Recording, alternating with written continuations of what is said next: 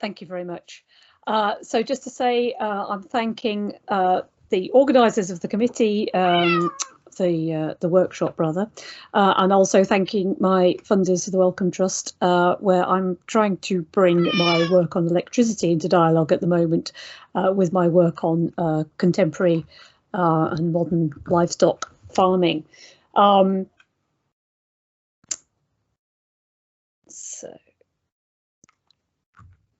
I'm going to begin by setting the scene a little. I'm aware that many of you would be less familiar with with agriculture than with electricity. But just to say that I'm not going into a great deal of detail about electricity provision, which I've written about elsewhere to do with the rural areas. But I'll come on to that in a moment. So when we deal with the British countryside, we deal, as has been argued by rural ethnographers, sociologists, cultural historians like Raymond Williams, and geographers such as Doreen Massey, not with a single countryside, but with multiple contesting countrysides, plural, many of them apparently paradoxical or conflicting. Just as the rhetoric of modernisation that so often used the trope of electrification reached its ascendancy, represented as essential for the bodily health of rural populations through improved home life, so the rural was being recast as an amenity for the physical and mental health of urban populations, urged to get out to the country for day trips. The association between electricity and modern home life and the detrimental aesthetic impact of electricity's concrete technologies on rural space did not necessarily sit well together. As a result, conflicts certainly emerged that pitched pylons against pastoral. In the end, however, multiple rhetorics of rural electrification within post-war advisory and official literatures ran alongside multiple responses to rural electrification, rhetorics that had much older roots in the Georgian period. In terms of the context, in Britain, in the first quarter of the 20th century and on into the interwar period, the perceived need for mains electricity was established through an argument for the improvement of rural living conditions and therefore the health of the working population. In other words, not just as a question of improved agricultural production. Promotional materials deployed rhetorics of forward movement, improvement and progress. For instance, you have a British Pathé film called A Way to Plenty. There was a Yorkshire Film Archive film by the North Eastern Electricity Board by 1968, still using this kind of idea, which refers to electricity as a power for good. However, inevitable so-called electrification was riven by uneven and topographic socio-economic landscapes. There were heated exchanges in Parliament amongst commentators and between suppliers, landowners and farmers around the question of how to achieve a national supply and who should pay, particularly with reference to the rural, this was referred to as the electricity problem. And you can see a quote there from the Political and Economic Planning Report from 1936, which explains that there's no single rural electrification problem, in fact, but a mass of quite distinct problems for each difference in population density and social and economic characteristics involves a corresponding difference in electricity demands. And that report goes on to speak at some length about the difficulties of topography as well. So this issue rumbles on well until the 1970s, in fact. On the ground, farmers and labouring households use a variety of technologies and energies. For instance, you have generators, you have accumulators, there's bottled gas, there's paraffin, there are tractors, and so on, often equally rhetorically harnessed to the ideas of progress and modernity. Parallel to this, agriculture became a site of government intervention aimed at increasing food production, initially during the First World War and then to a much greater extent in the Second World War. After the Second World War, policy making maintained the enhanced support seen during the wartime period. Represented in government level negotiations by the NFU, that's the National Farmers Union, farmers were given access to advisory services, access to plots and pricing controls through the marketing boards. A government sought to affix and a significant rise in home production. Electrical supplies managed by newly established electricity boards were expected to contribute to this project. As observed in the late 1970s by the Countryside Commission, this particular project was vast. as great as that as the peak period of enclosure. And it's interesting that they drew very much on the parallels with enclosure.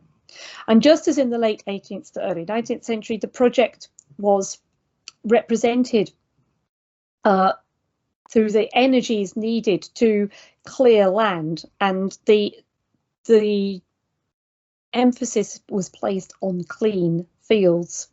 This was agriculture. However, after 25 years, what the Countryside Commission called the loss of rich and varied scenes, established over many centuries, placed at the door of that same project, gave the aesthetic and other consequences of so-called modern farming and agriculture a much more sober edge, one that could damage the value of the landscape as a cultural amenity. As posited in the Countryside Commission's New Agricultural Landscapes publication in 1979, modern farming uses progressively decreasing labour force with larger and more powerful machines. Many of them can remove trees, banks or mounds which were expensive and labour consuming to move in the past. A habitat that has taken 1,000 years to evolve can be bulldozed, burnt and ploughed for cropping in a day. Many trees, shrubs and semi-wild areas are under threat from drainage, chemical sprays as well as bulldozers.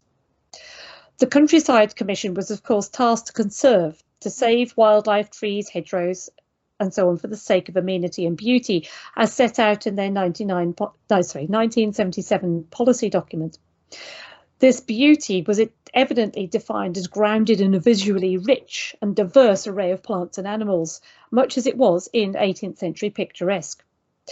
They based their observations on an extensive photographic survey, retaken periodically up to the early 2000s, on consultation of stakeholders at regional conferences, circulation of consultants' reports and discussion papers, and over 400 written comments. If its recommendations were sometimes cast as a matter of opinion, it nevertheless produced a policy document that it hoped had its feet in extensive empirical research. Inclusive observations about the input of electricity boards as occupiers and managers of land in that document show that it recognised that electrical infrastructure and management and the drives to adopt it had become part of a much larger picture of landscape change in the UK. It refers to a philosophy of economic and technological efficiency which has dominated the outlook of 2 generations of farmers and those who have advised and educated them. Public bodies have also contributed, it said, to the change. Motorways and other new roads, drainage systems, the power supply and communication systems have been extensively developed, often with little regard to the scene. Some installations are massive in scale and dominate the environment for miles around, nor can we overlook the devastation caused by large-scale extractive industry. It went on, some public authorities can and do require action to be taken on privately owned land which affects the scene. The insensitive clearance of trees and shrubs for electricity lines, gas and water pipelines, and to enable easy access by mechanical equipment is frequently devastating. So the electricity boards were given a role to play in the conservation of the landscape for the sake of aesthetics of the national scene and of the access to the country celebrated since the interwar period by artists like Graham Sutherland.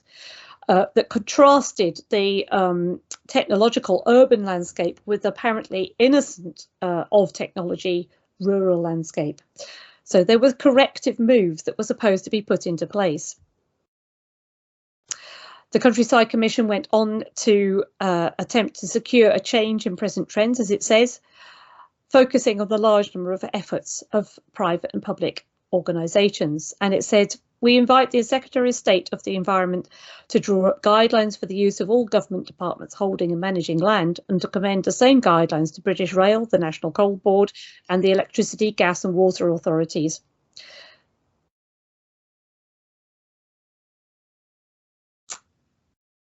So what I'm trying to develop here is an argument about the integrated nature of the place of electricity as infrastructure in the landscape, as well as the use of electricity to manage and transform that landscape, or transform in inverted commas. Electrical infrastructure was imagined, as you've just seen, on the massive scale frequently, be that scale conceived as a good or a bad thing. And there were certainly pleasing images of pylons depicted. as here, as part of the modern landscape. The project of electrification, though, was, and often still is, associated the project of electrification was and often still is associated with power station, cooling towers, power lines and coal mines. While the two interpretations of the place of that infrastructure within rural space competed for the attention of policymakers, the materiality of appliances and the generation was much more diverse. Electricity could include main power and pylons were often characterised in quite military anthropomorphic terms as marching across the landscape. But electrical wires and fittings were also part and parcel of the equipment aimed at agricultural efficiency and not necessarily dependent on the grid. Alternators and wiring in diesel and petrol-powered tractors, light installations powered by low-voltage DC generators, battery-powered electric fencing all formed part of the mix. The paraphernalia of electricity could be found at the small scale and began to map out human interactions with the land and livestock in multiple and new ways. The imaginary of future farming was predicated on these new interactions, coded as more efficient and productive as electricity, harnessed to the work of agriculture and embedded into the work of humans and animals on the land. I've spoken before about the home and the ways that electricity was cast as something that was desirable to be seen there by policymakers and commentators, and along with its modern competitors. So I'll not dwell on that today, other than to say that electricity was written about as desirable for its effects in improving the labouring families' home life, especially supporting more efficient and more hygienic cleansing, cooking and lighting, and rhetorically placed women's work at the heart of the national project of agricultural production through the national home, securing the labouring family for the good of the land. But within the realms of agricultural practice, electrical appliances might also affect the labourer's daily life physically through efficiency gains and reduced manual labour. So in other words, less physical work. The equipment for mobile electric fences, along with seeds, fertilisers, drainage and water supplies, for example, helped farmers develop new and temporary lays as older pastures were ploughed up or reseeded, and was promoted on the basis of the usual rhetorics of speed, of reductions in so-called manpower, and so on. However, the equipment was also sold for its direct effect on animal bodies, the sensation of the fence from the animal point of view. A 1945 advert for the Wolseley Sheep Shearing Machine Company's new insulator was designed to reduce leakage of electricity, particularly in damp weather. Ease of fitting was apparently important, but also the longevity and effectiveness of the battery power was emphasised, and it quoted, and it is, quotes, "Time saved alone will no more than repay the slight extra cost. But what is more important, your fencer will sting more effectively."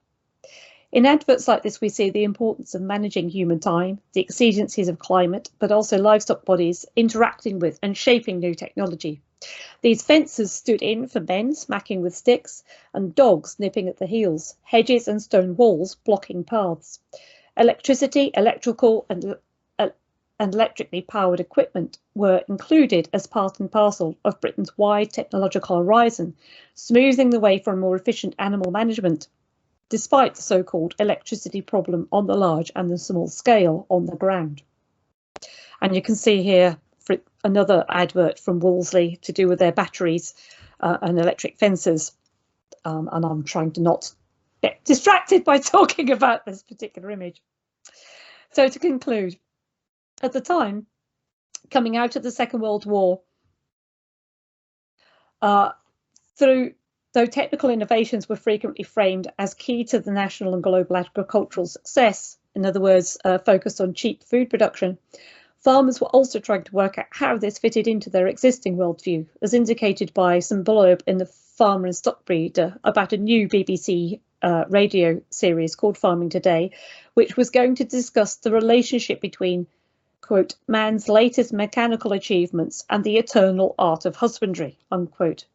The panel discussion was going to happen over the course of a fortnight in 5 sections. Ongoing debates amongst farmers in Farmers Weekly and Farmer and Stock Breeder reinforce this tension. Just as artists occasionally depicted rural technological change in positive style, showing that there was more than one way to read the new rural landscape for outsiders, so making space for such a discussion within the BBC's premier agricultural programme demonstrates that there was also still value placed within farming on the so-called eternal art of husbandry, which was deploying established rhetorics of art versus science and technology, that something eternal might still be weighed against innovation. Meanwhile, by the early 1980s, landowners were being advised by the same Countryside Commission we've heard of earlier to build facilities such as toilets for their visitors to aid access to the country as an amenity, and that these were to depend on electricity. And you can see an example here of a rather sort of concrete boxy structure for that purpose. So these shifts and tensions can be seen in human-animal interactions in the daily work done on the farm. Electricity was celebrated, but it was also up for debate in tension with aged environments, landscape and practices, sustainable cultures and methods among policymakers and agriculturalists. Within this, concepts of urban and rural and human and other animal physiologies were brought into these debates, seen and unseen, to map out new ways that electrification was contested across British boundaries as boundary objects and sites at which knowledge was contested and made. So, the end.